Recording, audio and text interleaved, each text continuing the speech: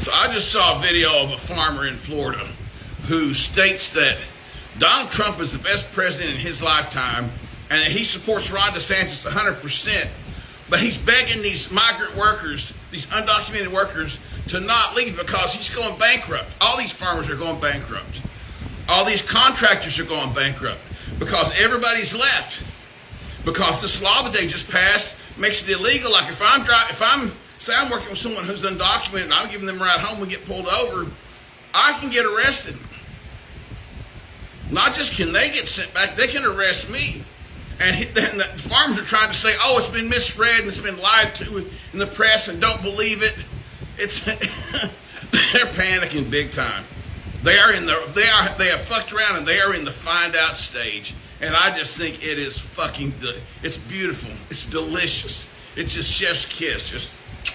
Just seeing how this farmer panic and seeing him trying to talk to, he'd say something and then the interpreter would repeat it. And the things this guy was saying are not the kind of things that are going to keep undocumented workers here.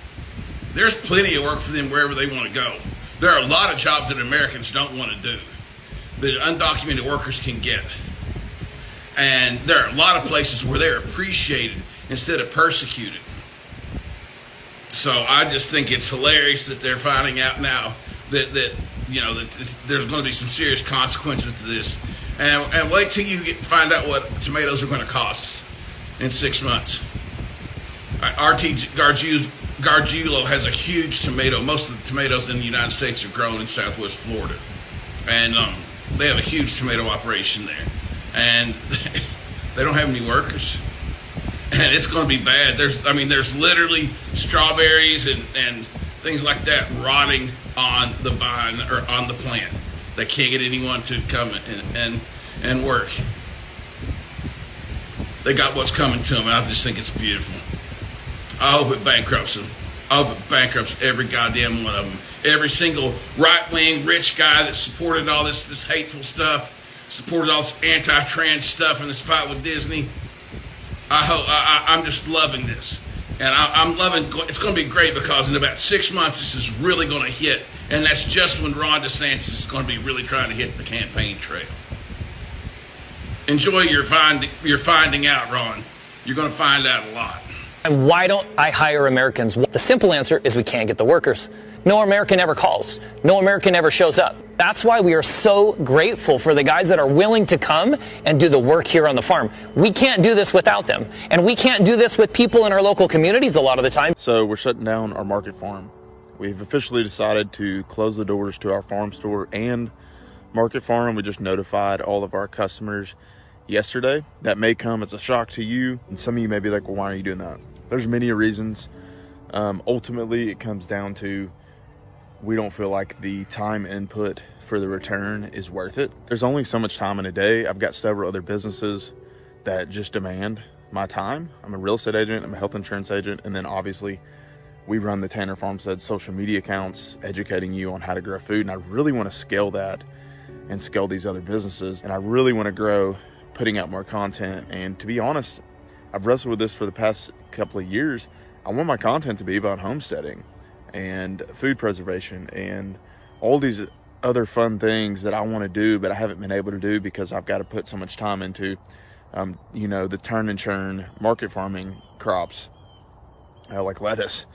And so it's just not been in line with my vision. If you got any questions or want to hear more about that decision, you can send me a direct message. I also have a YouTube video out that you can watch, me talking further about the profitability of small-scale farming.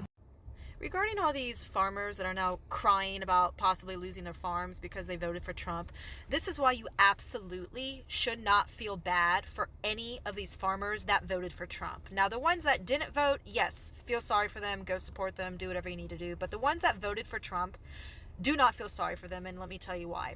I am a builder, and I've been building shit in Oklahoma City going on like 20 years now, and farmers are not stupid. If you have the ability to manage a farm and understand the weather, the climate, your machinery, the chemistry that goes into your crops, you are not a stupid person. You're just not.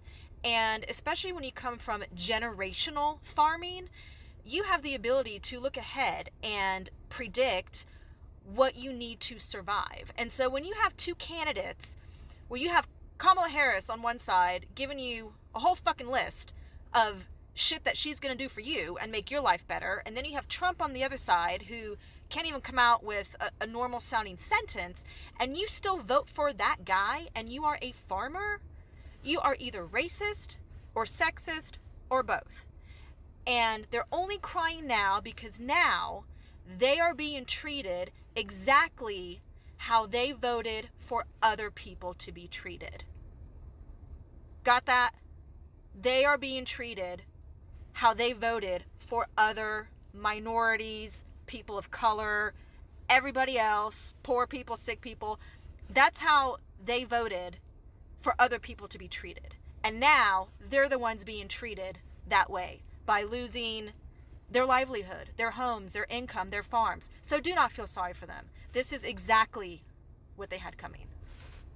Quick follow-up as to why exactly would Trump be doing this to farmers anyways? And I'm guessing 99% chance it's because he wants to bankrupt farms so his corporate buddies can come in and do a land grab. Basically what you have been seeing the last few years, major companies buying up a bunch of rental houses and jacking up the price of rents, and it's all going to corporations. It's probably something similar to let these farms go to foreclosure and his corporate buddies be able to come in, swoop them up, and now you've got bigger companies involved in more of our day-to-day food.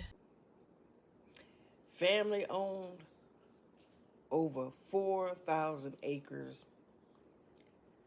of tomato farm across Florida and California. Yep. Sadly, his crops aren't looking too good. All those tomatoes rotting, you know. Nobody's there to pick the crops. And with Trump tariffs,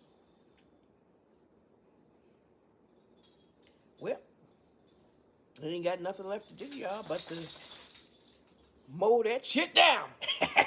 He got to mow all that shit down. Yep. Ain't got nobody there.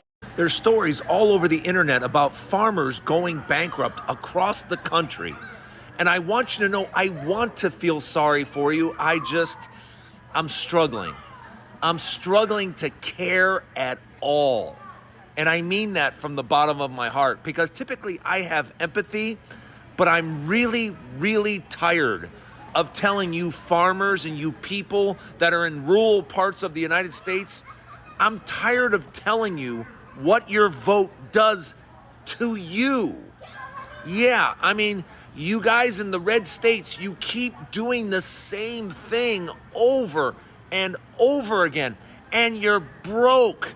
You don't have any money. West Virginia, Louisiana, Mississippi, Arkansas, you get my point. You're broke. And yet you keep voting for the Republican Party that wants nothing to do with you. And farmers, guess what? You're included. But you keep voting red, and now you want me to feel sorry for you. I'm sorry. I just can't. Welcome back. In this video, we took a look at farmers in the United States of America who regret voting for Donald Trump after they have been affected by a lot of policies that has been implemented by the Donald Trump administration. Now, campaigns leading to the 2024 November 5th election had a lot of promises from Donald Trump, from that of mass deportation to all other policies that you can think of. A lot of these farmers rallied behind Donald Trump and they supported his MAGA agenda. And right after he was sworn into office in January of 2025, Donald Trump began work right from day one. He signed a lot of executive orders, and this started seeing to the implementation of some of the policies that he campaigned with during the 2024 elections. Paramount among these was mass deportation, and I believe a lot of people who voted for Donald Trump believe in this mass deportation policy that he brought forth. So they voted so that Donald Trump could deport a lot of these immigrants, undocumented immigrants, who were flooding the United States of America. But one thing that I keep getting confused about is that of the farmers.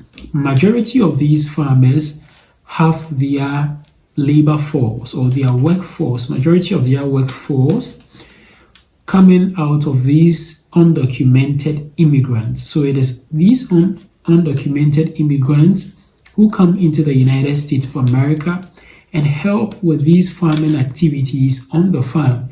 They help to grow the crops, all the seedlings and all that. And after that, they come in as well to harvest all these crops. They take care of the livestock that are being reared in the United States.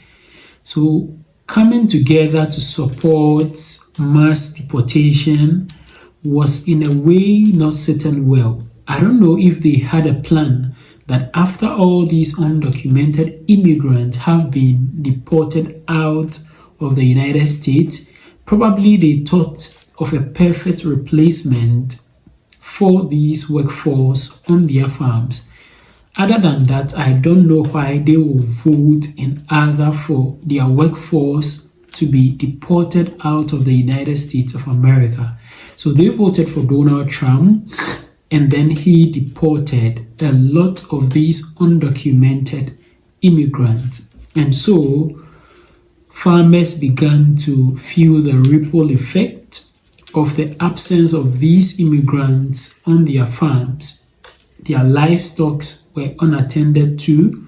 Crops that were ripe were not being plucked by anyone because none of these immigrants were showing up on the farms. The farms were not being cleared of weeds and all other things that are supposed to be done on the farms that were not done. That was when losses began to hit a lot of these farmers in the United States of America, and particularly farmers in states like Nebraska, Texas, Florida, and other states which are predominantly farming states. And for the state of Nebraska in particular, it has really affected them because their state is predominantly a farming state. So majority of the budgets that they have in the state goes into agriculture. Their revenue comes mainly from agriculture or farming, and this has really affected them. And the governor had to even try and then go for a bailout, which I don't know if he has been able to get a bailout. Now, majority of these farmers in the United States are now crying out so bitterly that they regret voting for Donald Trump. And I believe that they literally shot themselves in the foot. Let me know what you also think about all these in the comment section below. And don't forget to share this video with your friends and your family on other social media platforms like WhatsApp, Facebook, Instagram, X, TikTok, and other social media platforms. Also, don't forget to subscribe to the channel. Just click the subscribe button down here. Click on the subscribe button. Click also on the notification bell. And I'd like to see you again in my next video.